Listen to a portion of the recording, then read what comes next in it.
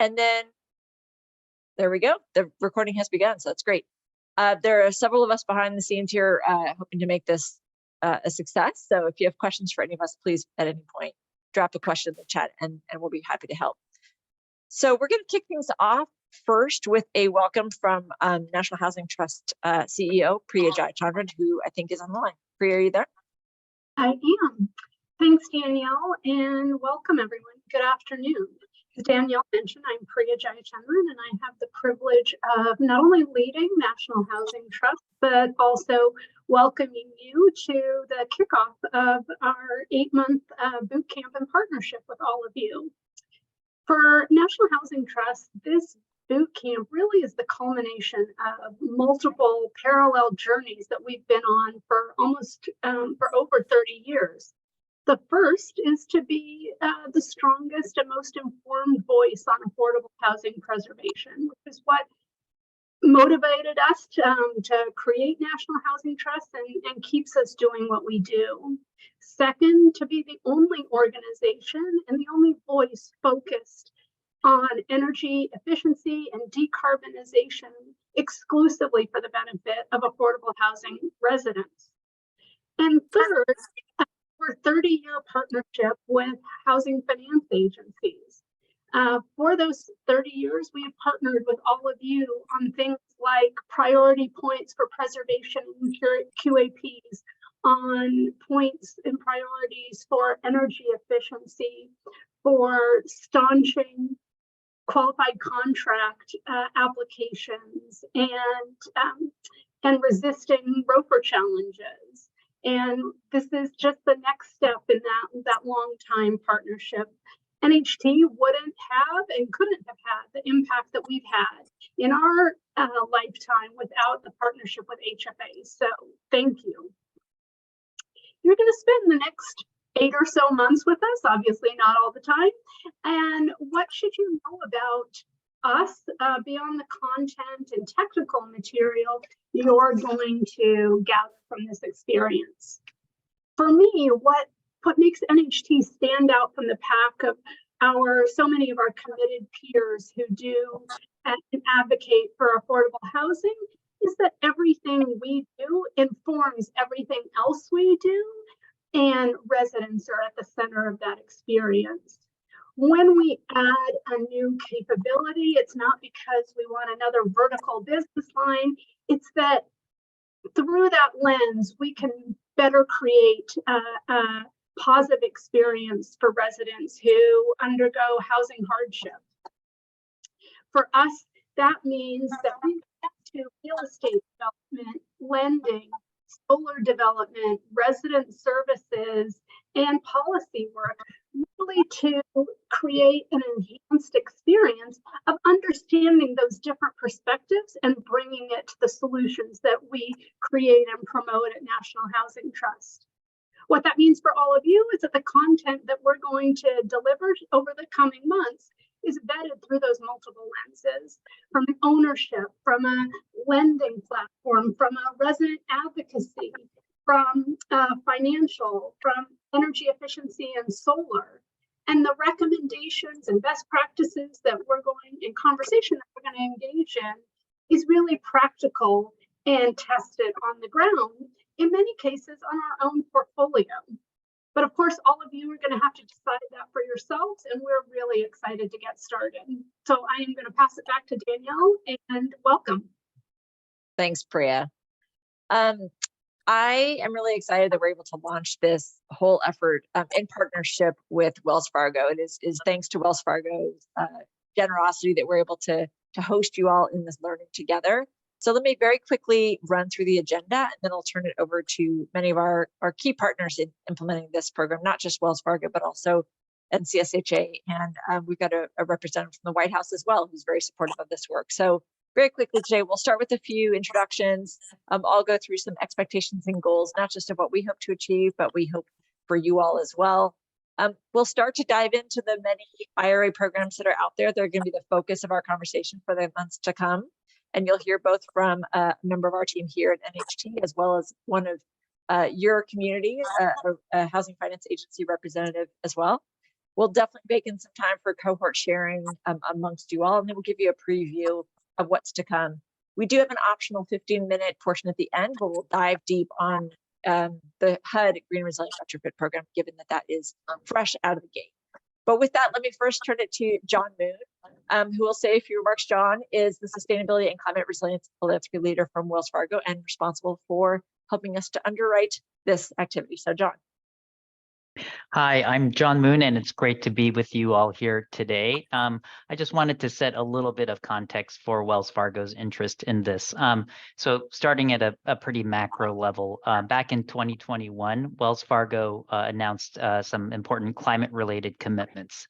And those included $500 billion in sustainable finance by 2030, deploying $500 billion in sustainable finance, and then also being net zero by 2050. Within that, we want to ensure that we are supporting an equitable transition to a low carbon economy.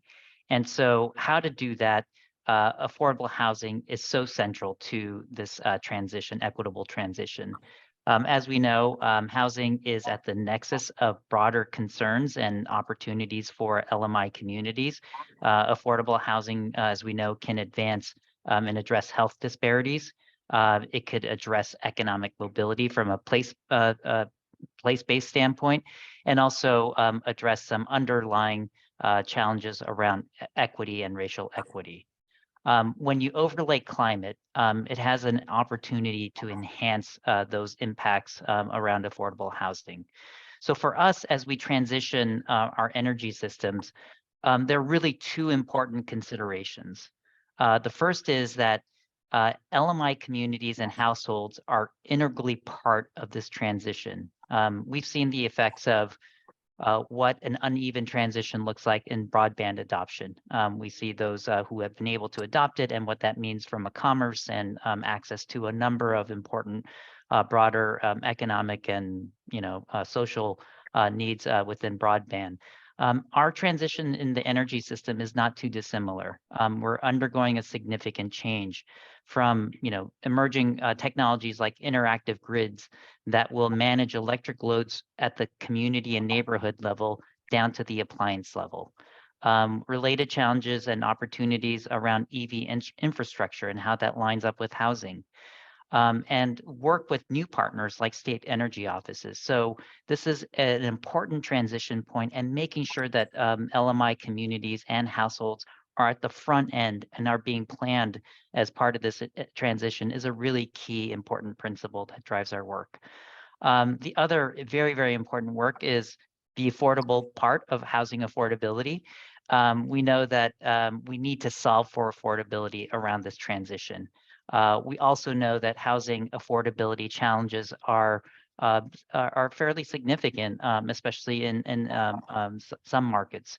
So with the new provisions of the Inflation Reduction Act and the opportunity of the $27 billion that will be flowing through the Greenhouse Gas Reduction Fund, as well as other federal incentives, the important question is, how can we reduce utility costs? How can we reduce operating expenses for housing owners and operators so that housing continues to be affordable? And so, big ambitions, but also really strong opportunities. And then finally, the reason why we're doing this with a national leader like the National Housing Trust is because of their deep expertise in the work and a focus on state housing finance agencies. We know that you all play a vital role in state housing policy, and so we're very excited to advance this work together.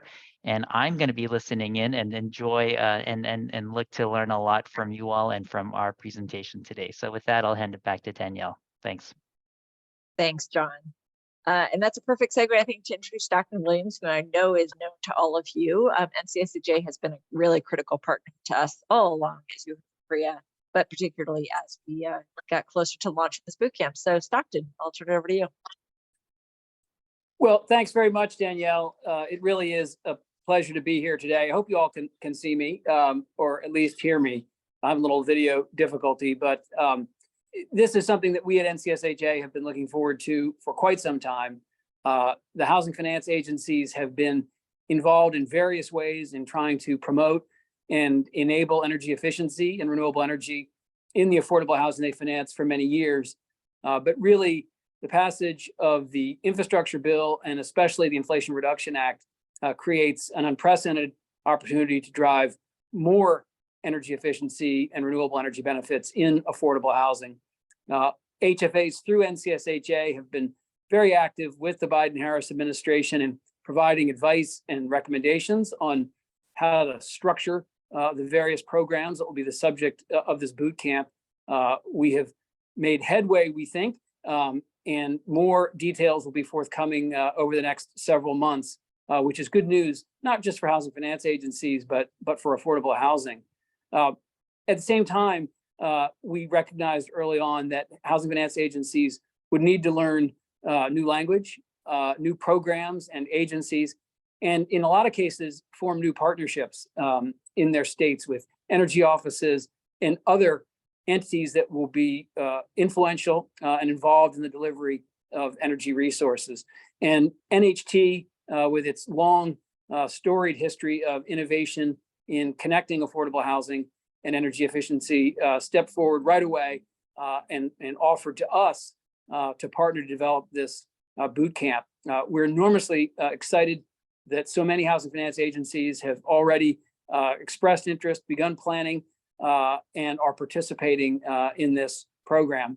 I also want to say that the Wells Fargo Foundation's support in this area is not just limited to NHT, but also NCSHA. John and the team have been remarkably generous in funding some work that we're doing to provide research and further deepen our own understanding and that of housing finance agencies in what they have done and where they can continue to go with the kind of advice and instruction and information that NHT will provide through this boot camp. So, John, I want to thank you and the entire team at the Wells Fargo Foundation as well. And with that, Danielle, I'll turn it back to you. Thank you, Stockton. Finally, I want to turn it over to Heather Clark. Heather joins us from the White House and has a few comments to share as well. So Heather, I'll turn it to you. Great, thank you. And I think I have a slide deck too. My name is Heather Clark. I'm the Director for Building Emissions at the White House in the Climate Policy Office. And I have to say, I'm absolutely thrilled to be here. I come from an affordable housing background. Earlier in my career, I was an affordable housing developer, worked on lots of LIHTC deals, and I also had the honor to get to work on some of the most cutting edge green affordable housing projects in the country, both retrofits and new construction.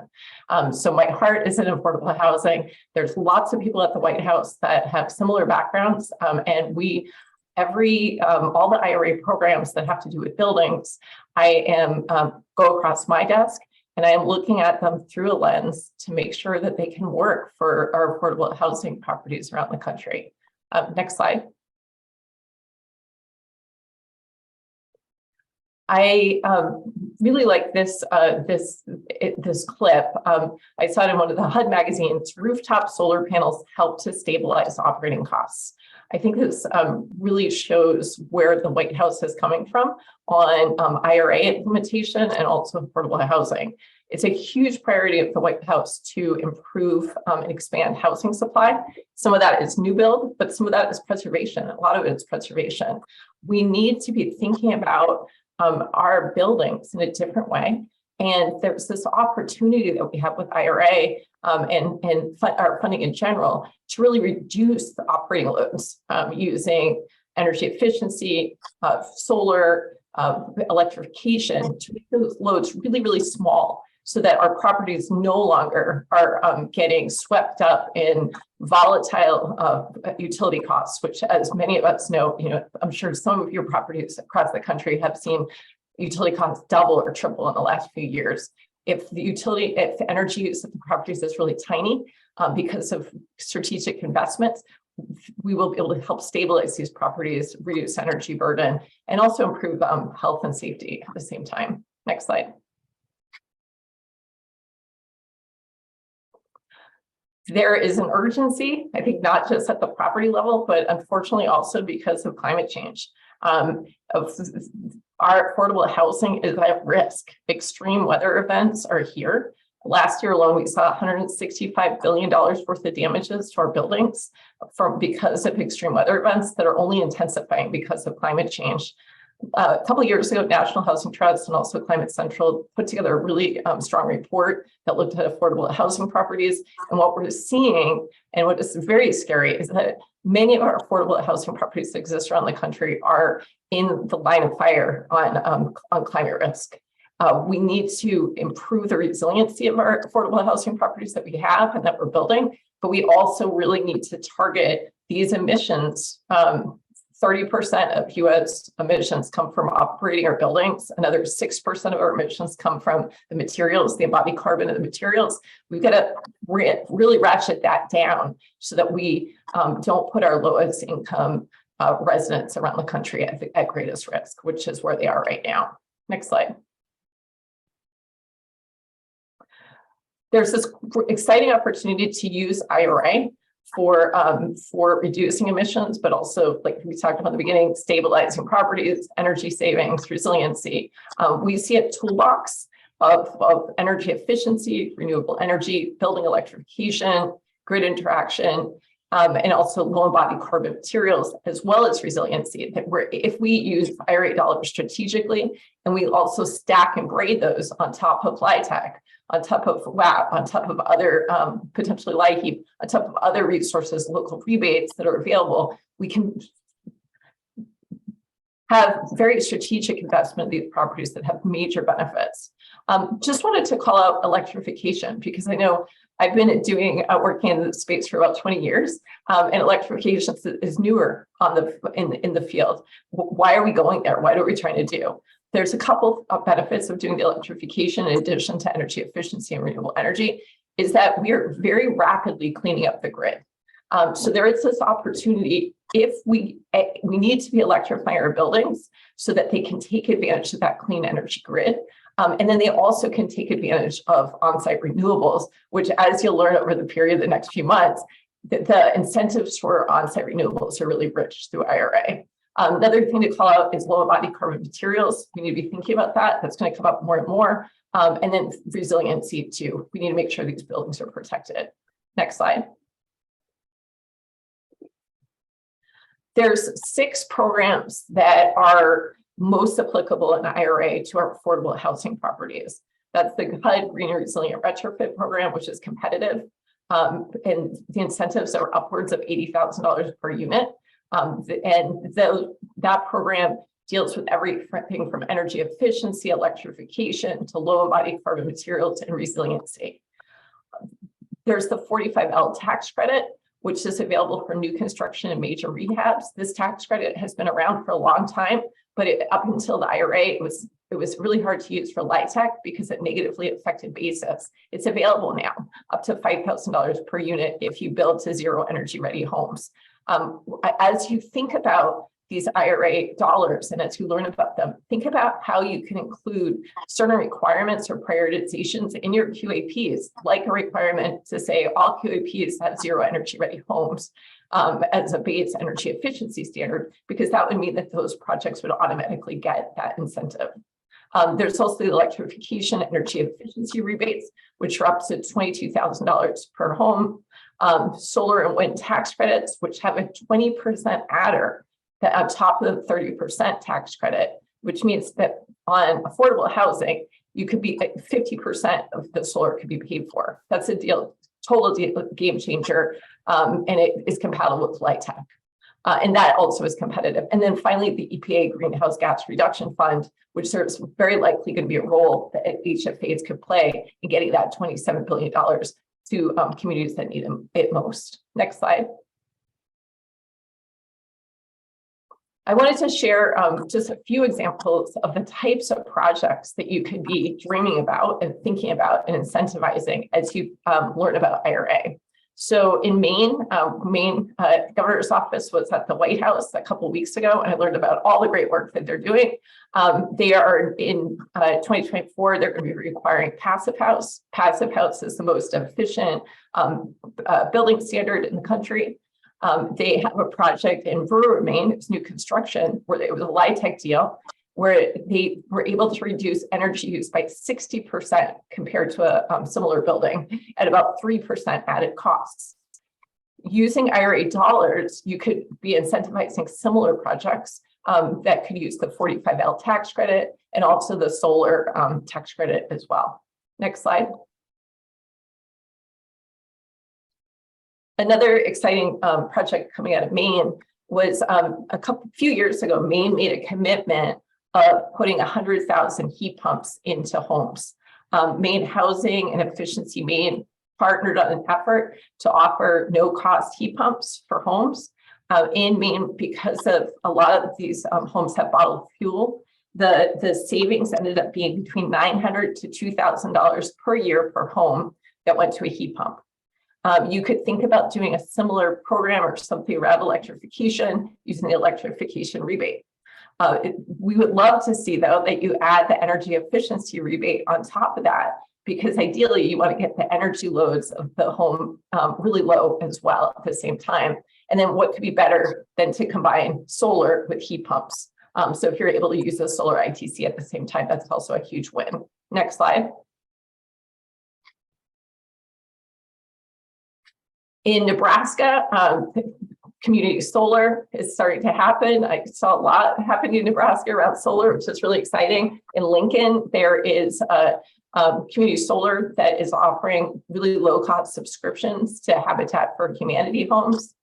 There's also in DC district, there's the DC Solar for All program, Savannah Apartments. The White House visited it a few weeks ago. It's an NHT property where they did retrofit, LIHTC, recapitalization, did a lot of energy efficiency work in the building, but they also did solar.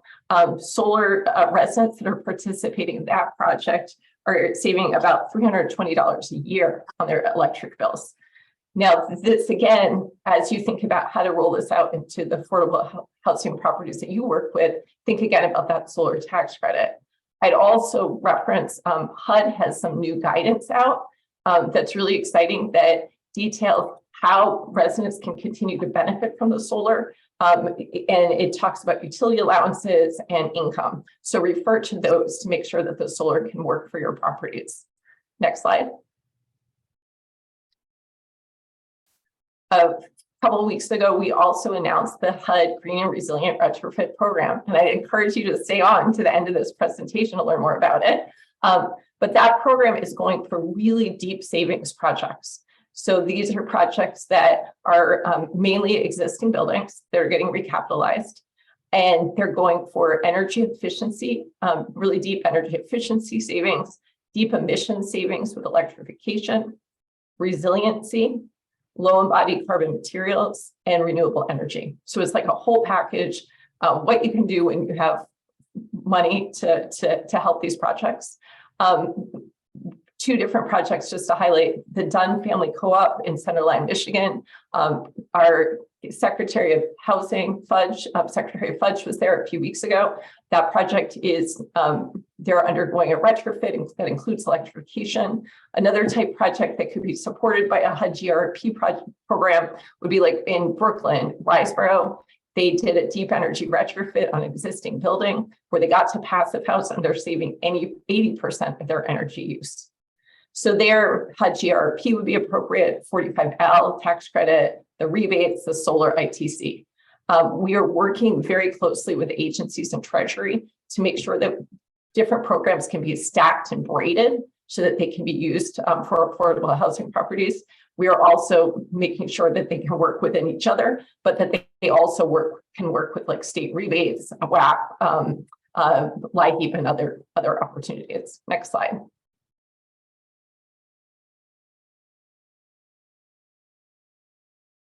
I think Stockton mentioned the opportunity for partnership. There is a really big opportunity for partnership going forward, especially with your state energy office. So the way the rebates are going to work is that the rebates by statute go to the state energy office. There is a very strong opportunity to partner with your state energy office so that to figure out how do you get those rebates to the affordable housing properties. You know the affordable housing community better than anyone. And so designing programs and implementation to have those rebates flow are going to be really important. Right now, we're in conversations with DOE and Treasury to look at, could the rebates be offered as a 0% loan to LIHTC projects? And if they are, it feels like housing finance agencies are going to be potentially the appropriate vehicle to get those to affordable housing folks. We'd love to get feedback on that idea, but developing those partnerships with your state energy offices are going to be very important for deployment. With that, I just want to leave you with the opportunity. The White House sees such an opportunity to really help affordable housing across the country, have deep emission savings, deep energy savings, resiliency that help improve people's lives, help stabilize properties, and prepares them for this next 20 years of the climate crisis, where we're going to be running into some challenges. We want to make sure that these properties are out front and able to offer the best housing that they can to people, and done in a way that is as equitable as possible. So with that, I just want to thank you for being here. Please, if there is feedback on making sure these programs work for you, we'd love to get that feedback either through direct meetings or through NHG. Feel free to share so that we can make sure the programs are designed in a way that works for affordable housing. Thank you. Thank you, Heather. And I think that all three of those comments, all four of those comments really set the stage for what we're going to be diving into in the next few months together. Next slide, please. I won't go into, I think, too much detail about who's here. I'll say that there are 32 HFAs in total that have elected to be a part of this process, for which we are so grateful. You can see many of them, many of your own names listed there in the chat. Really glad for that. I do want to flag that this is one of two boot camps that Wells Fargo is helping to sponsor. The parallel boot camp that NHT is also offering is targeting affordable housing owners and developers specifically. We'll loop back to that in a few minutes. But this group, the green states you see here, this will be your peer group. These are the folks that you're going to turn to and learn from and support one another as we unpack all of the opportunities that we've just barely scratched the surface on today. In the interest of time, let's go to the next slide, but I think I'll just kind of gloss over this in terms of why does this matter now? I think you heard very eloquently from all of our speakers why this is so important and why Inflation Reduction Act represents such a huge and critical opportunity for affordable housing. I think you heard Priya mention, and if she didn't say it explicitly, I'll say it, the reason that NHT got involved in sustainability and energy efficiency is because we see this as a housing preservation strategy. It's incredibly important given the risks that we acknowledge and that we see every day that face affordable housing, as well as the new and enhanced risks that climate change is presenting to the housing stock and more importantly, arguably to our residents. So really driving as much Inflation Reduction Act dollars into multifamily affordable housing is why we are all here. We want our residents to benefit from this really transformational investment in our building stock that is going to be possible. And HFAs are really a keystone organization to helping that come to fruition. Let's move on to the next slide if we can. We also want this boot camp, though, to respond to your priorities. When we asked you in your registration, what is it that you seek to get out of this? It was very clear that a lot of people come to this table because they want to understand the mechanics and leveraging the IRA programs. We already saw some of the questions emerging in the chat about the details of the DOE program in particular. We'll get to all of that and more.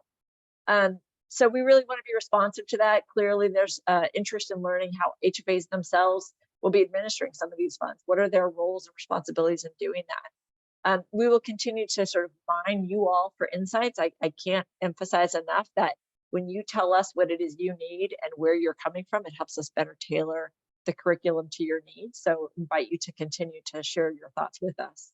Next slide, please. But this really is a two-way street. And both this is what we're offering to you, as a series of virtual sessions over the next several months. There will be an optional gathering during NCSHA's annual conference in Boston. We're going to create some opportunities for peer learning and do some deep dives on IRA programs. You'll hear from more federal agency representatives and others from the White House over time. But in terms of what we expect of you, we really do want and seek your engagement and your participation. We hope that you are willing to share with and learn from your peers not just among the HFA community, but also state energy offices, also owners and developers in your state. We're going to invite you to come on camera and on off mute to talk with one another and to really think about how to use what we'll call homework that we're assigning in between our sessions productively, because I think that can both inform your experience and certainly enrich our learning collectively. Next slide, please. I made brief mention of the parallel boot camp that NHT is offering for owners and developers. You may have seen that in our advertisement and our flyers. We're kicking that off very shortly. We wanted to let you know, if I look at the map here, which of your states also have owners and developers that are participating. We're really pleased to see how many have both. And I think that's a fantastic opportunity, particularly for you HFAs with owners in your states that are participating. We capped the participation at 50 owners. So I'm sure I know that there were many other owners that wanted to participate, but we also are focusing on nonprofit owners and developers, particularly of small and medium sized portfolios, figuring that they possibly or likely have the greatest need for this kind of technical support and peer learning. But we'll identify opportunities. We'll invite suggestions from you all on how to really cross-fertilize the learnings that are happening within the owner community and within the HFA community. And I will say that to the question that Jean just posted in the chat, all of the materials that we are going to be creating, both through the HFA Bootcamp and the Owners Bootcamp, will all be posted on. So at this time, we've closed the registration for the Owner Bootcamp, but all of the materials will be available and posted to our website within 48 hours is our hope. So even if your owners and developers are not a part of that program, rest assured that they can still benefit from the learning and the sort of support that we'll be providing. The one thing they would not have access to is a portfolio screening analysis that we'll be offering participants, but we will certainly nevertheless provide some guidance on how that can be done offline as well. So with that, we're going to get into the meat of it here. We're a little bit behind schedule, but all for good. I'm really excited to turn it over to Todd Nedwick, who has really led this work in National Housing Trust for many years. He is going to give a quick overview of the IRA program and kind of build on what you heard from Heather. So I'll turn it over to Todd. Great. Thanks so much, Danielle. And let me add my welcome to you all. I'm super excited for you all to be here and looking forward to working with you over the next 8 months or so. Yes, I wanted to provide kind of a high-level overview of some of the key IRA programs that can support affordable housing. But Heather really kind of covered most of it. So I'll just add a few additional points of perspective to what she said. I did see a comment from Jennifer in the chat about the DOE rebates and whether that will be applied to multifamily housing. And I will say that in conversations with DOE, they have made it clear that they really want to ensure that the rebates that multifamily housing can access the rebates, and they're even considering a potential set aside sort of requirement for states to allocate a certain amount of funds to multifamily. So I do think that in the end, the rebates will be available for multifamily housing. On the greenhouse gas reduction fund, I just wanted to again build on what Heather had said. She mentioned $27 billion to finance activities to reduce greenhouse gas emissions. $15 billion of that funding is specifically intended to benefit low-income and disadvantaged communities. And we have seen some initial guidance from EPA that they put out a framework a couple months ago, and in that framework, they really stated that decarbonizing existing buildings and affordable multifamily housing in particular, they see that as a priority use of funding. So they're really going to be looking to grantees to make sure that work is being done. So that I think certainly bodes well for ensuring that multifamily affordable housing residents benefit from the greenhouse gas reduction fund.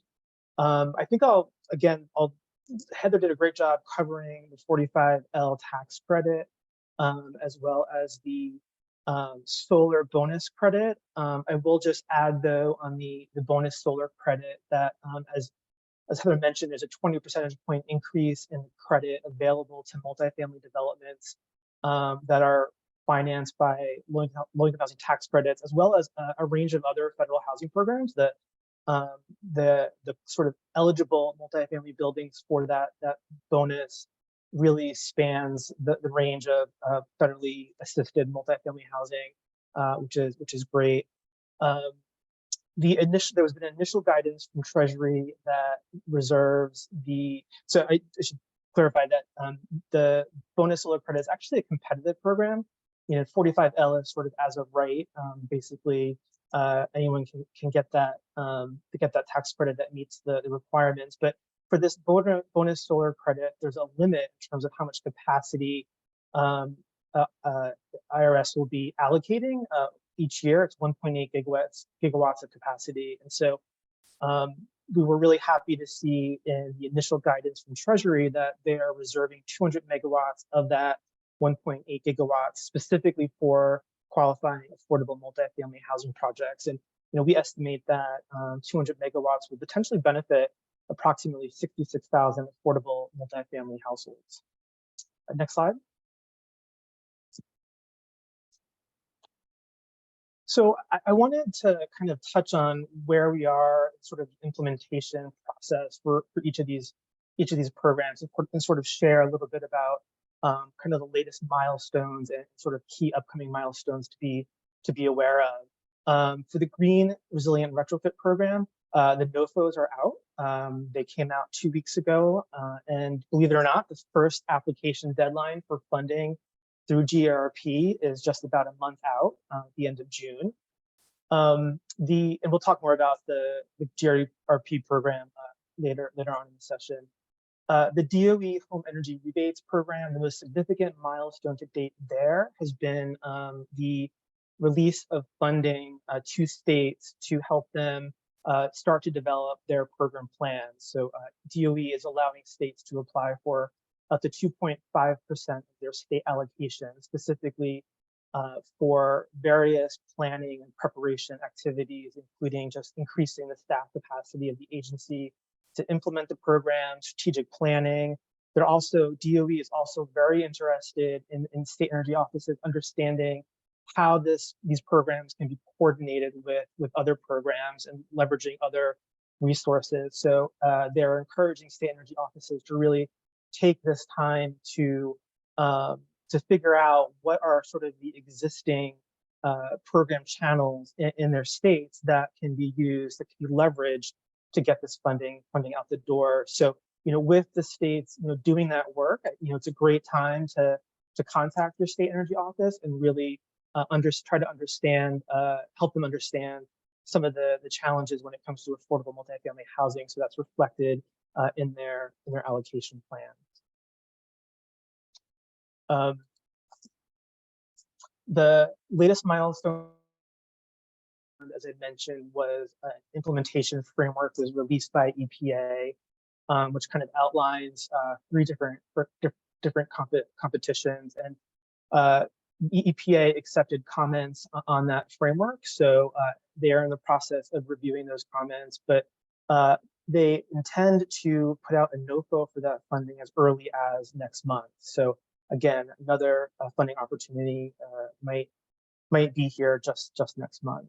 For 45L, we're still waiting on implementation guidance.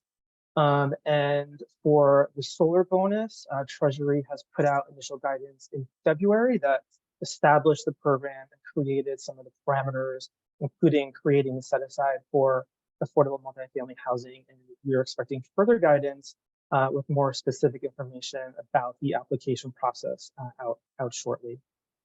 Next slide. So with that overview, I'd like to turn it over to Kate DeCramer from the Washington State Housing Finance Commission. Kate has done a lot of work helping the commission sort of tracking these opportunities and figuring out, where it makes the most sense for the commission to be directly or indirectly involved in IRA implementation. So we invited Kate to kind of join us and share her perspective on the IRA. I'll turn it over to you, Kate. Great. Thank you so much, Todd. Great to meet you all. Good morning, good afternoon. So what you're seeing on the screen here is sort of half of a map that I created back in December, and the next slide will be the second half of the map. As we all know, the Inflation Reduction Act has a lot of detail. It's extremely complex. If you're like me, you might be the person at your HFA who's tracking some of the details, but there are folks who you work with who are not at all. And so I was trying to think of a tool that we could use to kind of identify what are the key programs, tax credits and rebates, and then sort of the frequently asked questions about each one. So this all fits on one legal size piece of paper. So it is a big piece of paper, but it's printable, which has been very helpful for some of the folks that I work with. And so I'll just start by walking across how it's structured. I won't go into detail about the programs because Todd and Heather did a wonderful job there. So really, this is a way for us to see the breakdown. The first program is the Solar for All program of the Greenhouse Gas Reduction Fund. The second is the sort of other two buckets under that fund. We're also tracking the climate pollution reduction grants. And then the last is HUD's Green and Resilient Retrofit Program. So we wanted to strike the right amount of detail around eligibility, new construction or sustainable preservation, who's the administering body, how much, when, any notes, and then how you can just one link to learn more. This has also been a really helpful tool for us to sort of track roles as we're in conversations with our state energy office on the bottom left. This has been a way for us to sort of see, okay, where is the state energy office in control? Where are they leading? And then what should we sort of keep top of mind as we're in reaching out to them and having discussions with them? And then as well as us for sort of see what's our direct role, and then what might be some places for us to have an indirect role, whether that's sort of amplifying information, sharing guidance around tax credits, for example, for the Section 48 solar tax credits with the developers that are applying for our funds. So it's been a way for us to sort of track that over time. This map has been really helpful for me, just baseline, because it's one sheet. It's one way that I can sort of keep my thumb on all of this sort of shifting information, and then the fact that we can share it across and use it as a tool. I'm always looking for ways to help bring more people into the conversation around sustainability and what we can do to sort of make sure that we're meeting the part of our mission where we're talking about healthy and affordable housing. And so this seeing where can the funds overlap here has been a great way for us to do that. So next slide, please. Thanks. So this is just the second half of the map. We've got tax credits, those have been mentioned, and then the two different sort of arms of the rebate program. I think with that, it's been a way for us to sort of track partnerships, get the right amount of detail, and sort of make our way through the maze of what is a very large federal act and sort of see what are the key pieces that we want to sort of keep our eyes on so we can save time, because we all know we have a lot of work to do. So with that, I'll pass it back to you, Todd. Thank you. Thanks so much, Kate. And with your permission, I think we'll share the actual document out with the participants because I do think it's a great resource. Yeah, sounds great. Danielle, I think you're taking it from here. Yeah, thanks. Thank you again, Kate. I think it's really helpful. And again, this is just meant to be indicative of the kind of experience we want to have for you all, where we invite you to share with one another some of the solutions that you've been able to figure out in your state, that they will in fact be helpful to others. So again, I know at NHT we really value the learning from Washington State Housing Finance Commission, and I'm grateful for your participation today, Kate. Next slide, please. So now we want to hear from you all.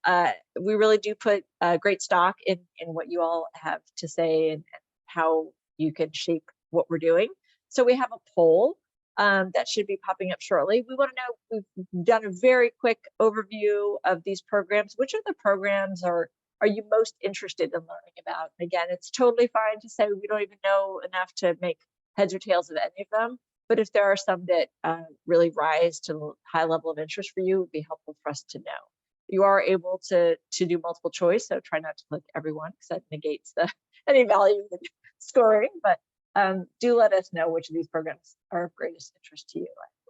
We'll be able to share those responses right back to you in real time. So we'll pause for a second. Meanwhile, feel free to use the chat again to pose any questions that you might have. Folks have already started to do that, which is great.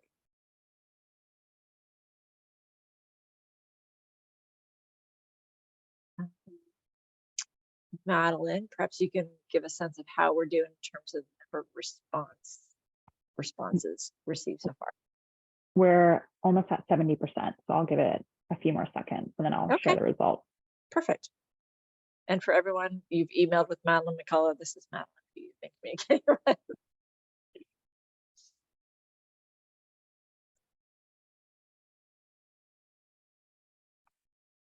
Okay, I'm gonna go ahead and end it and then share what everyone said. Perfect.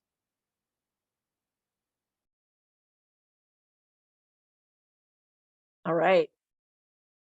Okay, so I would say this is a fairly even split for the most part, but lots of interest in the tax credits, both the renewable low income homes tax credit and the 45L. The GRP is a very close second.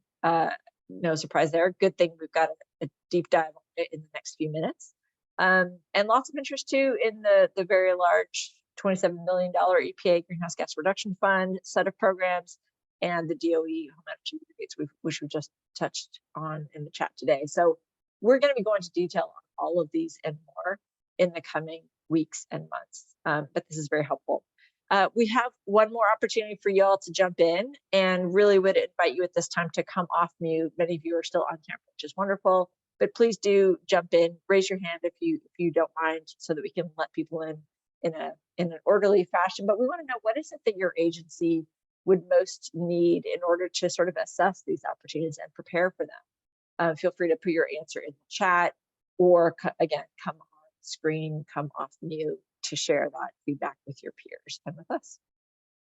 We'll set aside a couple minutes for this, so don't be shy.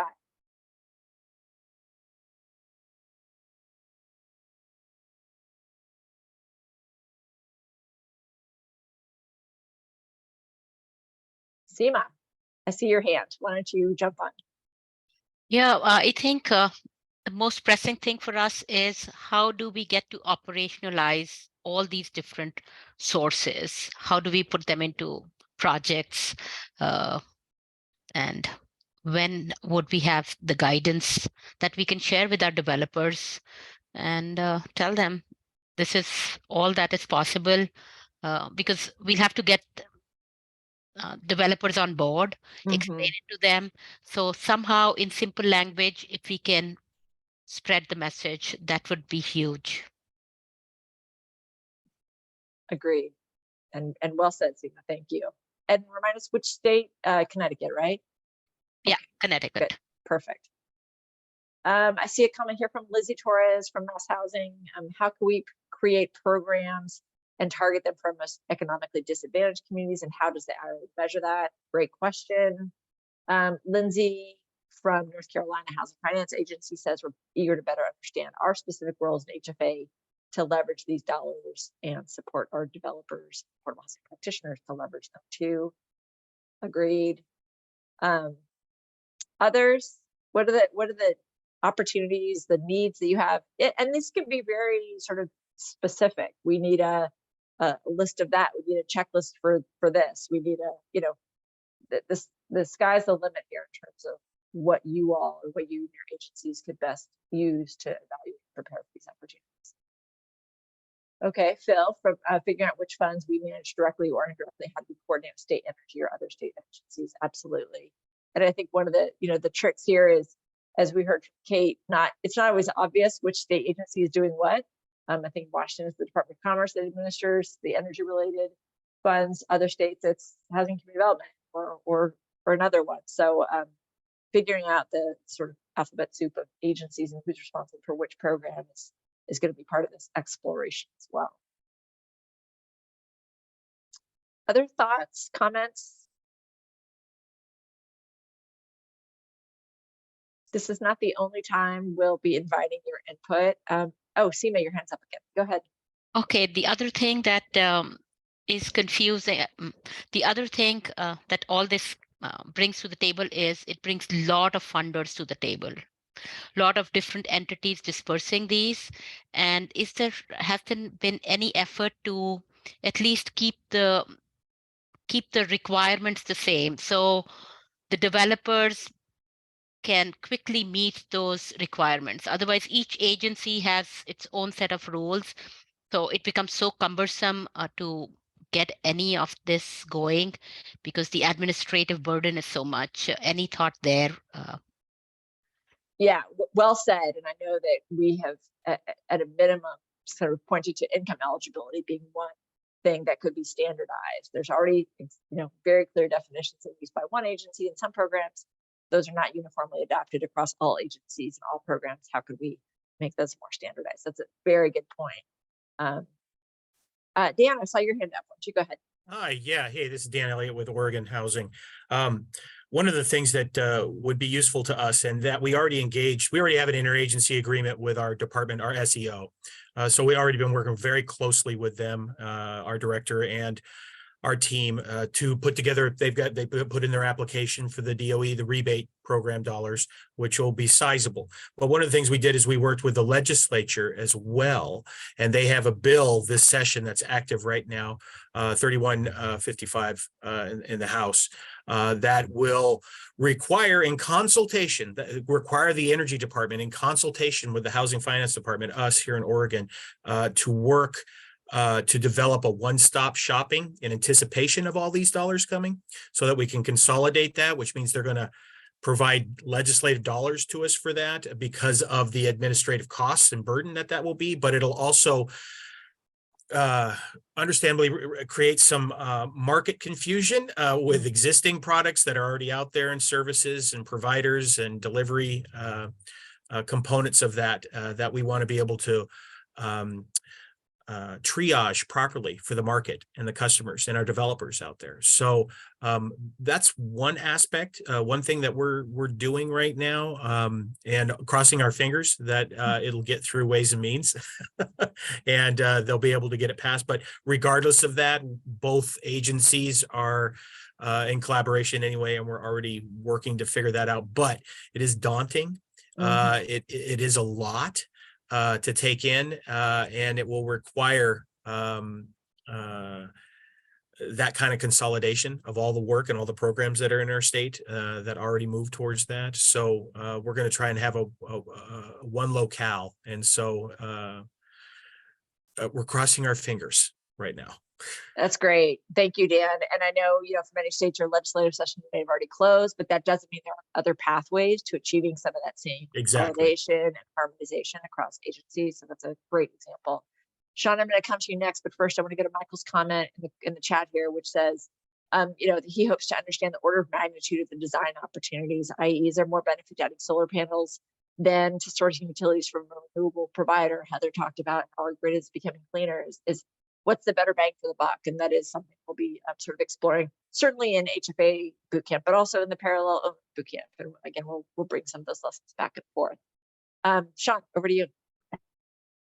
Yeah, I had a specific question I was working on. We're doing some programs for the building of for sale homes, like giving money to nonprofit land banks, that type of thing. And so I was wondering how those nonprofits take advantage of some of these tax credits. And I saw somewhere on some blog that there's a provision in the IRA that allows nonprofits and local governments to have like direct payments in lieu of the tax credits, because obviously they don't have a tax liability. So that might apply to other credits programs as well. So I wonder if you could dive into that section about monetizing the credits. That'd be helpful to me at some point. Yeah, absolutely. We definitely will. The direct pay element has been a really important thing to resolve here, in part because we want to make sure the nonprofit folks can take advantage. And you're exactly right. There's a different incentive for for-profit folks in that regard. So we'll definitely cover that. In the interest of time, yeah, for sure. I want to make sure that let's go to the next slide. I will say one thing here is that we will continue to ping you for questions and comments. There's going to be a survey that we'll send out after this session. We'll also drop it in the chat. Please do complete it. We promise to keep these easy in 2 minutes or less. But we want to continue to hear from you, both in forums like this, where you all come on camera, speak to one another, as well as through chat, as well as through surveys. So Madeline just dropped the link in the chat there now. We'll follow up with that in an email. In terms of upcoming sessions, I think Simi, you asked the question. We've got the next couple ones scheduled in the interest of getting summer plans in place. So June 21st, we'll focus even more on electrification and energy efficiency. we'll go even further on the HUD Green and Resilient Retrofit program than we're able to in the 15 minutes today that will start shortly. In July, we hope that by that point, the DOE guidance will be out so we can really answer some of these questions definitively about what the plans are with regards to the home energy rebates and how to work with your state energy counterpart. As you continue to sort of help your relationships evolve with your state energy office counterpart, bring those lessons to the cohort where we'll want to benefit and learn from what you all are able to achieve and do. The idea of an MOA is fantastic, or MOU, I can't remember which term you use, but having that kind of formal relationship in place is a great model. We will then also be scheduling a number of other sessions on the topics you see here. We're going to be trying to be both anticipatory in terms of figuring out what you need to know when, and also responsive to when the agencies actually come out with that guidance. I think there's, Seema, you asked the question, we need to know what the agencies want. In some cases, they haven't told us what they want exactly yet. They're still developing guidance. So we'll try and sync our sessions up to when that guidance gets released so that we're giving really clear information. With that, I think that if there are no further, well, I should say this, please do feel free to continue to drop questions in the chat. If you have questions for our speakers today, for John or Stockton or Heather or Priya, drop those in the chat as well. We didn't have time to do Q&A with them, but we can always follow up with them and get some answers to share with you all. Madeline did note that invites have been sent, or rather will be sent out this week for those upcoming meetings. And of course, we'll get the subsequent dates on your calendars as soon as we can. With that, very good point. Okay, I'm referring to what Anthony just wrote. QAP session would be better earlier, as some states are already working on their QAPs. Hear that, absolutely. And thank you for that feedback. We'll see if we can tackle that a little earlier. It's going to be a busy summer. With that, let me turn it over to Todd Nedwick. We hope you can stick around for the next 15 minutes. We do want to provide some real-time information on the HUD program, which we think is super exciting, and which we want to make sure you're equipped to take advantage of. So I'll turn it over to Todd once again. Great. Yeah, thanks so much. So this is going to be sort of a high-level kind of overview of the program. I will be honest, the NOFOs and the notice came out 2 weeks ago, and there was a lot of information. So we're all still sort of kind of working our way through it and getting a full picture of the opportunities through the Green and Resilient Retrofit program. But at a very high level, what HUD wants to do through the GARP is invest in energy efficiency, greenhouse gas emission reductions, energy generation, climate resilience. This is the first time HUD has a program that is really going to focus on, partly focus on climate resiliency in the HUD assisted housing stock. The program will provide $837.5 million and as well up to $4 billion of loan authority to support these projects. And HUD is planning to sort of roll these opportunities out over time. There's going to be multiple tranches of funding released over the next year or so. The first application deadline, as I mentioned earlier, is next month, June 29th. And the final application deadline will be May 30th, 2024. And there will be, I think, about 12 or so different application periods between now and then as the funds are rolled out. And HUD has some pretty ambitious goals with this program. They ultimately want to reduce greenhouse gas emissions by 50% across the HUD assisted housing stock, and also reduce energy consumption by at least 25%. Next slide.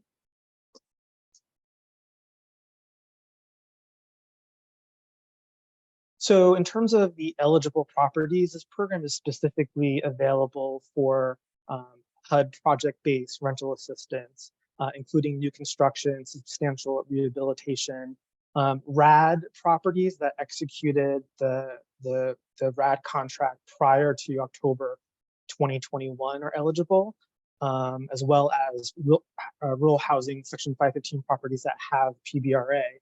Section 202, Section 811, Section 236 properties are also eligible.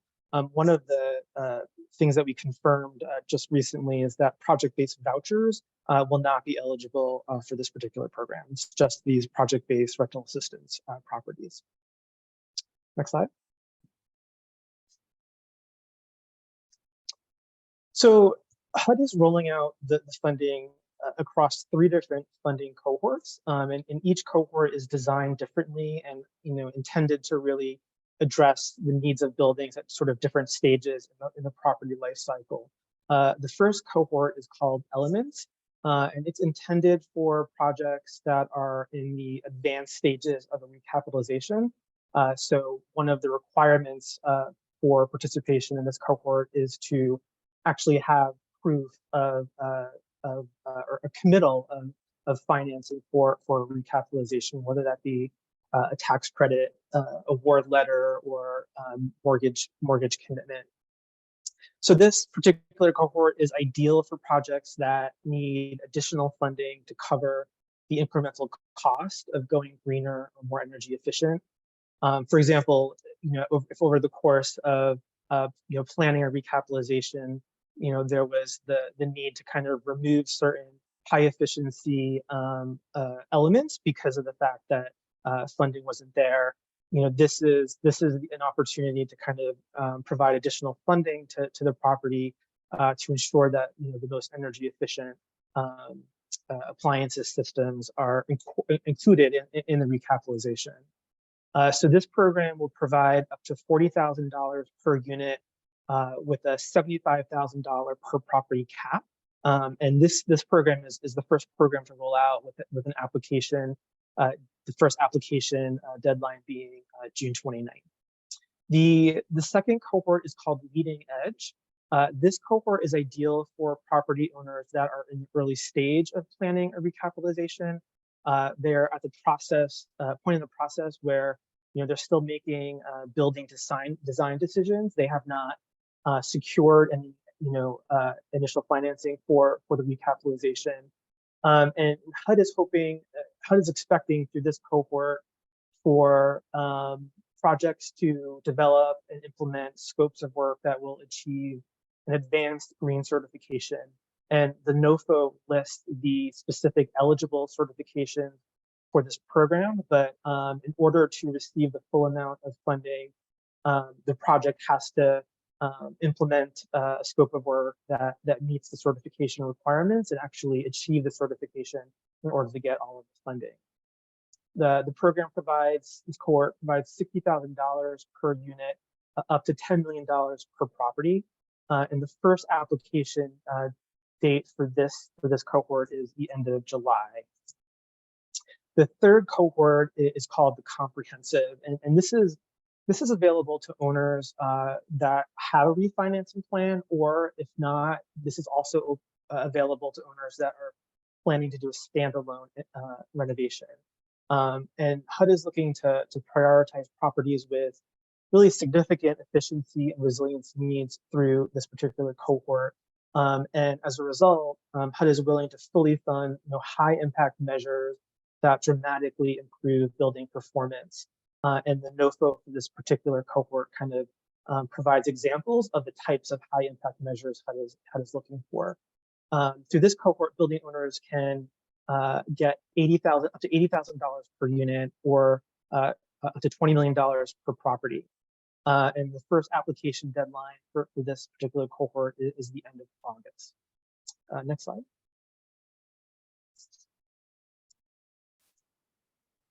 Just to provide some more information on how these cohorts vary, HUD has estimated total funding and the anticipated number of awards for each cohort. They're expecting 200 awards for the Elements cohort, 100 awards for the Leading Edge cohort, and then the most for the Comprehensive cohort. They're expecting that to be the most used cohort, given the flexibility in terms of the stage that the property is in. It doesn't have to be going through recapitalization, for example, to participate in that cohort. There are also different expectations for each cohort in terms of the scope of work. So, for the Elements cohort, there really aren't any minimum performance level requirements.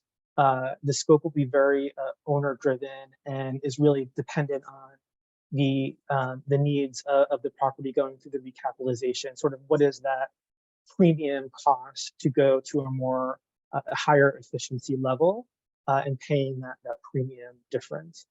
For the Leading Edge cohort, again, this is really intended to be owner-driven scopes of work, but like I said, must achieve a qualifying certification. And HUD is really expecting these retrofits to achieve at least a 25% reduction in energy use. And I think they're actually going to be really looking for more than that. And for the comprehensive cohort, again, this is extensive scope of work. This cohort will be projects participating in this cohort will work very closely with a HUD multifamily assessment contractor. So these are, technical service providers that HUD is contracting with that will be working with the owner throughout every stage of the process, including doing all of the assessments that are necessary to evaluate energy efficiency opportunities, renewable energy opportunities, resilience. So it's a very collaborative process working with the owner. And the goal of this cohort is to achieve at least 40% reduction in energy and greenhouse gas emissions for the projects that participate. And then also HUD has outlined selection priorities in case they receive more applicants than available funding. So for the Elements cohort, they're going to be giving additional deference to projects that do achieve a green certification, even though that's not required, and projects that convert to oil, gas to all electric. The leading age cohort, if there's more funding than more applications than funding available, HUD's going to rank the applicants based on the level of energy and efficiency and make decisions that way. And then for the comprehensive, HUD is going to be really looking at the overall level of energy performance of the building, as well as really focusing on buildings that have the most significant climate risks and resiliency needs. Next slide. Actually, Todd, before you leave the slide, there's a couple questions in the chat. I don't know if you saw them. One is, when will the Elements awards be announced? And the second one is, are these sources available for new construction and existing buildings? So in terms of the announcement of the awards, for the Elements in particular, HUD is looking to move pretty closely. So the application is due at the end of June. And just to give you a sense of the overall timeline, HUD is requiring building owners to close on that award within 12 months. So it's a fairly fast timeline. In terms of new construction versus existing buildings, there's been some sort of contradictory messaging coming out of HUD around this. So this is something that we need to clarify. But the notice does make mention of adaptive reuse and new construction being eligible to the extent that it is part of, it's under those project-based Section 8 contracts. That is the ultimate requirement determining eligibility. Next slide. So I wanted to talk about the financial products that HUD is offering for these awards. And HUD is providing the awards in the form of either a grant or surplus cash loan. And basically the owner can choose which structure they prefer. In terms of the kind of terms of each of these, the grants are obviously not repayable as long as the building owner achieves the terms of the grant. It's worth noting that HUD is only allowing the grant to go to the owner and not the owner affiliates. So a nonprofit sponsor is unable to receive the grant and then lend it into the for-profit LLC.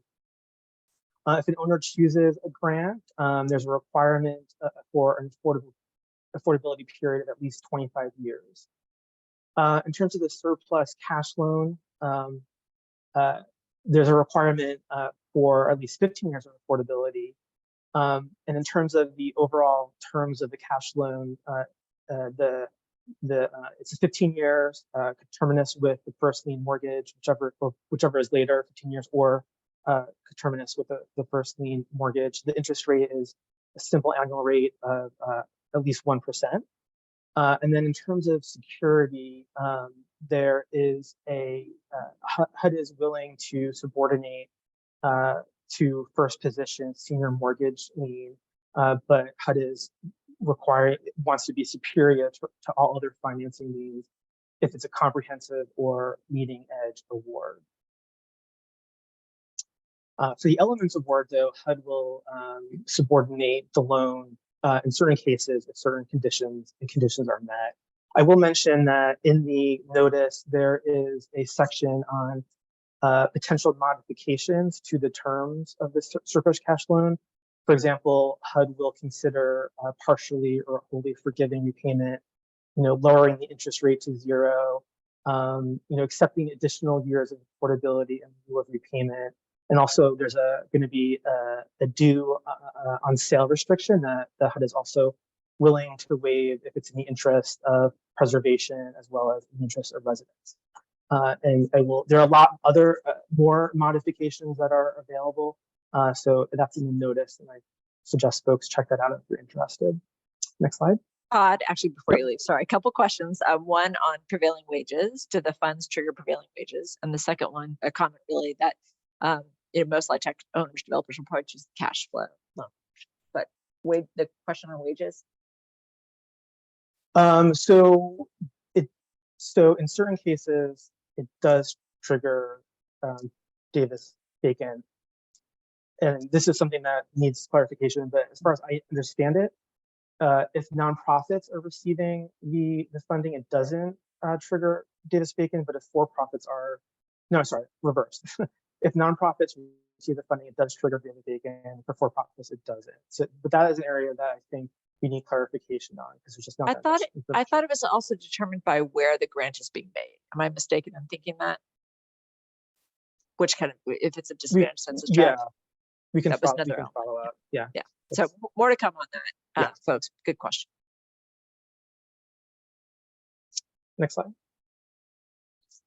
So HUD wants to ensure geographic diversity with these awards. So they have set aside criteria of 5% of all properties in each competition will be awarded to each of the 10 HUD regions, and then also 15% of the properties will be awarded to non-metropolitan areas to achieve that geographic diversity. Next slide. I'll interrupt you. I'll interrupt again. Sorry. So Okay. Don asked a good question about due dates. Would these due dates be cycled for future applications to be received in September? Or are these the only opportunities to seek funding through GRP? Question number one. Question number two is HUD making direct outreach to properties in their portfolio to inform them of these opportunities? I expect, so the second question, I expect that they are, and in a second I'll talk about some of the opportunities that HUD is having to sort of get the word out about the program. Will the cohort due dates be cycled for future applications? Yeah, I take that to mean if you're not successful in one round, are you put through to the next? And the answer I think is yes to that. Yes, you are. You're automatically included in the next round for consideration.